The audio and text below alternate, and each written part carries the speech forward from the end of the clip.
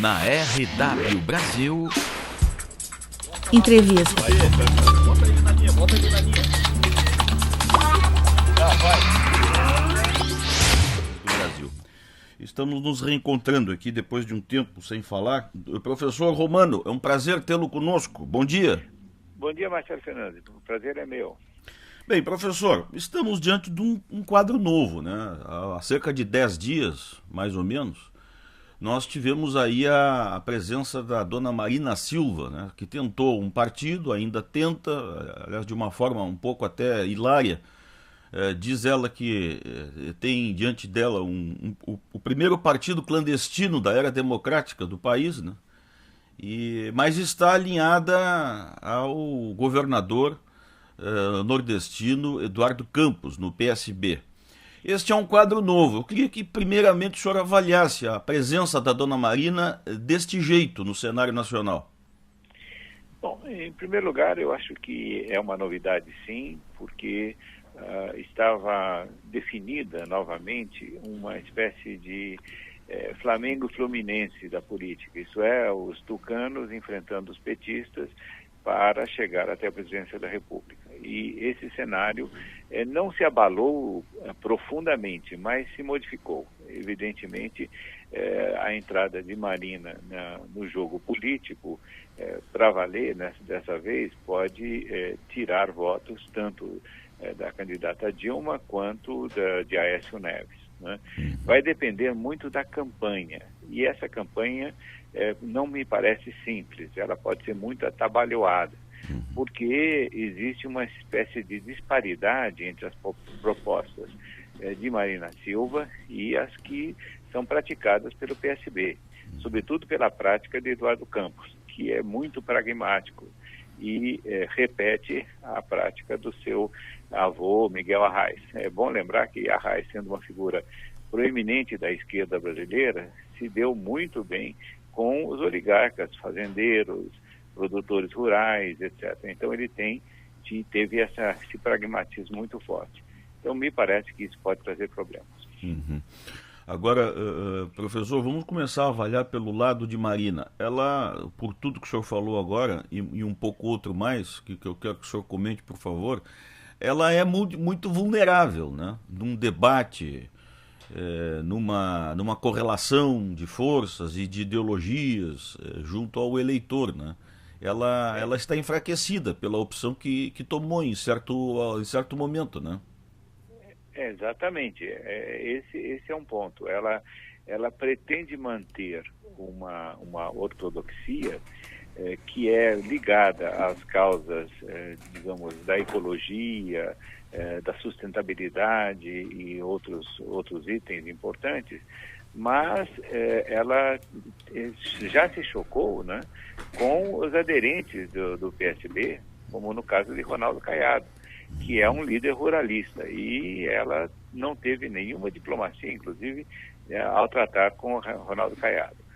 Por outro lado, ela, embora tendo essa ortodoxia do ponto de vista ecológico, ela tem aberto frentes com uma economia que, inclusive, inclui o capital financeiro. Veja, você tem aí um entorno, né, de economistas, de sociólogos, de administradores que compõem a equipe de Marina Silva, que são bastante abertos para o trato com o capital financeiro. Então, nós temos aí uma espécie de incongruência programática que não é fácil de ser resolvida. Ao adicional ainda de uma presença inusitada, digamos assim, né, que é da família Bornhausen, do nome Bornhausen, muito forte aqui em Santa Catarina e no cenário nacional também, né, com o deputado Paulo Bornhausen, que, aliás, daqui a pouquinho nós vamos entrevistar o deputado Bornhausen sobre esta e outras questões. É uma presença também complicada de ser explicada até pelo deputado Bornhausen, né, dentro de um partido que se diz socialista, né? Exatamente, veja, além disso tem Heráclito Fortes, que também tem essa história mais conservadora, mais, digamos, ligada aos pressupostos do Estado de Direito e, efetivamente, com toda uma linha que é mais de conciliação no topo da escala social e não na base, né? Então, são problemas realmente que têm ordem estratégica e problemas de ordem tática. Problemas de ordem estratégica são esses, né? Você tem que abrir um vasto campo de alianças, né? Essas alianças precisam de ter sustentabilidade. Não estou brincando com o nome de Marina Silva, precisam ser sustentáveis. Senão, efetivamente, o PSB é uma plataforma muito pequena, né? Ele é um partido pequeno, ele é um partido que tem já uma tradição política, né? E a imensa vaga de votos de Marina Silva pode trazer problemas internos, inclusive ao PSB. Nós estamos entrevistando aqui o professor Roberto Romano, que é mestre em ciência política da Unicamp e está no centro do país, em São Paulo, e, é claro, tem uma visão melhor até, porque por ali passam todas as figuras importantes do cenário aí. Professor, eu queria agora avaliar o outro lado um pouco. Como é que Dilma, o ex-presidente Lula e as lideranças petistas e toda a ala que apoia este governo federal se posiciona diante de uma ex, né? Porque a dona Marina é uma desgarrada, né? Como é que o senhor avalia, do ponto de vista político, de Dilma, olhando para a Marina? Olha, é conhecida a contradição da presidente Dilma desde a época do Ministério Lula em relação a Marina Silva. Elas se enfrentaram várias vezes em questões fundamentais, não é? E a tensão chegou a níveis quase que insuportáveis, né? Tanto que finalmente foi decidida a saída de Marina do governo, inclusive do Partido dos Trabalhadores, né? A figura de Lula, nesse aspecto, é uma figura muito interessante no campo político nacional. Ele procura, antes de tudo, conciliar forças que fortaleçam justamente o Partido dos Trabalhadores e a sua liderança pessoal.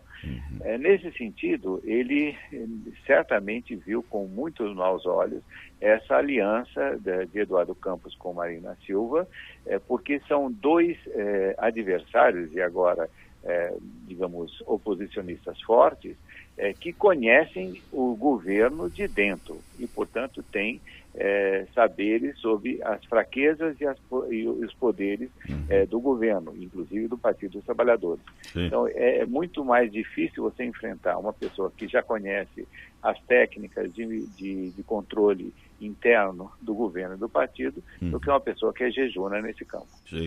Quer dizer, então, o senhor considera que esta unidade aí, esta união entre Marina Silva e Eduardo Campos, ela mais prejudica do que facilita a candidatura de Dilma? Porque eu estou lhe perguntando isso porque há muitas pessoas, avaliadores aí, observadores da cena, que dizem que ficou mais fácil para Dilma pela vulnerabilidade destas duas figuras no mesmo plano. O senhor não acha isso, então? Não acho não. Eu acho que isso é mais obra, digamos, é uma teoria que favorece mais a visão do João Santana, né? Aliás, é muito interessante, enquanto o João Santana, que é um grande marqueteiro, né, está caminhando cada vez mais para a arrogância, veja a entrevista que ele deu recente, dizendo que os partidos da oposição são compostos de anões, não é? Isso é de uma arrogância imprudente. É verdade.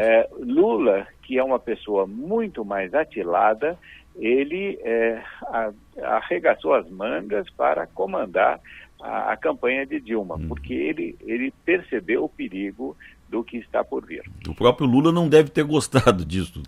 Não, de maneira nenhuma. O estilo de Lula, desde a época em que era líder sindical, enquanto não foi possível, digamos, estabelecer uma aliança favorável, não hostilizar. Trata-se de uma marquetice, né? Do Dr. Santana, né? Exatamente. Mas, o professor, agora vamos analisar o eleitor nisso tudo aí, né? A gente fica aqui olhando para os nossos botões e fazendo avaliações e às vezes esquece do sentimento do eleitor, que é quem vai para a urna, que somos todos nós. O senhor acha que o eleitor saberá entender o que está acontecendo quando juntam-se aí pessoas tão diferentes, às vezes, em partidos aqui e ali, porque o PMDB também é outro elemento que torna-se muito predisposto a essas diferenças, né? O PMDB são vários dentro de um só e está apoiando Dilma também. Então, se Marina é diferente de Eduardo Campos e ainda mais diferente de Paulo Bornhausen e do Dr. Heráclito, essas diferenças também tem dentro do governo e na candidatura de Dilma, né? Como é que fica o coitado do eleitor diante disso tudo? O eleitor fica bastante preocupado e fica bastante sem rumo, né? Nós temos aí um problema sério, que é a não inclusão das grandes massas eleitorais, os grandes contingentes eleitorais, nas lides partidárias, né? Os partidos têm donos, os partidos se fecham, eles não se democratizam, você não tem eleições primárias que eduquem o eleitor para as escolhas, e o que acontece é sempre esse drama: os partidos estão se afastando cada vez mais do eleitor de base, e esses só encontram na internet, na imprensa, o alimento para pensar um pouco sobre as suas escolhas. Uhum. Quando eu digo só, eu não digo pouco, porque, veja, essas recentes manifestações de massa que culminaram em julho, sobretudo, né, fizeram a popularidade da presidente Dilma baixar bastante, né? E ela está se recuperando agora, né? Então, essa imprevisibilidade das políticas depende muito das ações do governo, depende muito da eficácia da propaganda, mas, sobretudo, depende muito dos partidos saberem comunicar o que estão pensando e o que estão encaminhando aos eleitores. Tá certo. Professor, eu gostaria de falar a manhã toda com o senhor, porque os assuntos são muitos, né? A gente ficou muito tempo sem falar, então represou tudo, né? A questão das manifestações, o ano que vem, que será repleto de eventos, né, políticos, esportivos, enfim. Mas ao longo do tempo, agora pelas manhãs aqui na Guarujá, a gente vai poder botar em dia todos esses fatos. Eu conto com a sua colaboração conosco aqui, como sempre, tá certo?